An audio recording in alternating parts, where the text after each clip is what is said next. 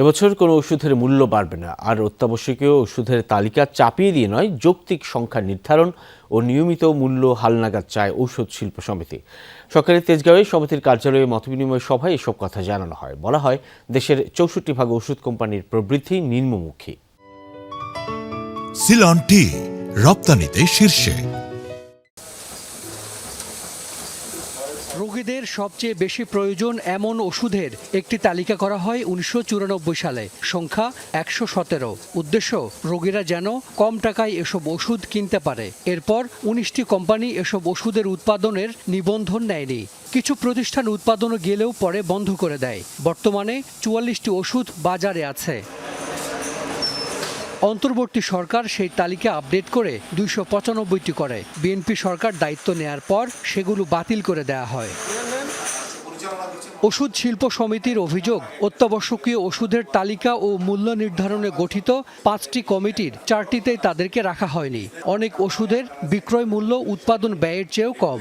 Essential drugs আমরা চাই এটা লিস্টটা আপডেট হোক। কাদের দ্বারা? বাংলাদেশের যারা এক্সপার্ট। আপনি ডাক্তার সাহেবদেরকে জিজ্ঞেস করেন যে বেশি ওষুধ কোনটা চলে। গত ৩২ বছরের প্রাইস একবার অ্যাডজাস্ট করেন। আপনি ৩ বছরে বা ৪ বছরে স্টেজ ওয়াইজ আস্তে আস্তে করে দেন। নতুন প্রোডাক্ট যখন আসবে, এটা একটা পলিসি থাকতে হবে। বারবার আপনি আমারে টুইস্ট করবেন কেন? দেশে ওষুধ কোম্পানি ২০০-র মতো। গত ৩ বছরে নেই নতুন বিনিয়োগ।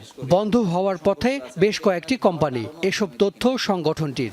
64 কোম্পানি নেগেটিভ গ্রোথ আছে আউট অফ 100, ১০০টার ভিতরে। তাহলে এই ১০০টার ভিতরে ৬৪টা নেগেটিভ গ্রোথ হলো কেন? ডেফিনেটলি দেয়ার আর রিজনস, তা নাহলে তো হতে পারে না। এখন যে কোনো ইনভেস্টমেন্ট হচ্ছে না, এই যে ইনভেস্টমেন্ট না হওয়ার পিছনে যে আতঙ্ক কিংবা ভয় অথবা যে কারেন্ট সিচুয়েশন, এই সিচুয়েশন থেকে যেন উত্তরণ হয়, যাতে করে এই সেক্টরে আরও ইনভেস্টমেন্ট আসতে পারে, সেদিকটাও আমাদের একটু দেখা দরকার। ওষুধ উৎপাদকেরা জানান, এবছর ওষুধের দাম বাড়বে না। একটি কোম্পানি বছরে কতটুকু মূল্য বাড়ালে যৌক্তিক হবে তার নির্ধারণের উদ্যোগ নিয়েছে তাদের সংগঠন। এসেনশিয়াল ড্রাগ লিস্ট বলে আমরা যদি সেটাকে প্রাইস কন্ট্রোলের আওতায় নিয়ে আসার চেষ্টা করি, তখনই কিন্তু এই বৈপরীত্য চলে আসে। আসলে যেটা বহুল প্রচলিত এবং বহুল ব্যবহৃত ওষুধগুলোকে সহজলভ্য করা যায় কিভাবে, সেই আঙ্গিকে দেখা উচিত। তাহলে আমাদের লিস্ট হওয়া উচিত, আমাদের এখানে সবচেয়ে বেশি প্রচলিত ওষুধ কি আছে এবং সেটা জনগণ কি দামে পাচ্ছে, তারা যেন প্রতুল প্রাপ্যতা নিশ্চিত করা বা সুলভ মূল্যে যেন পায়।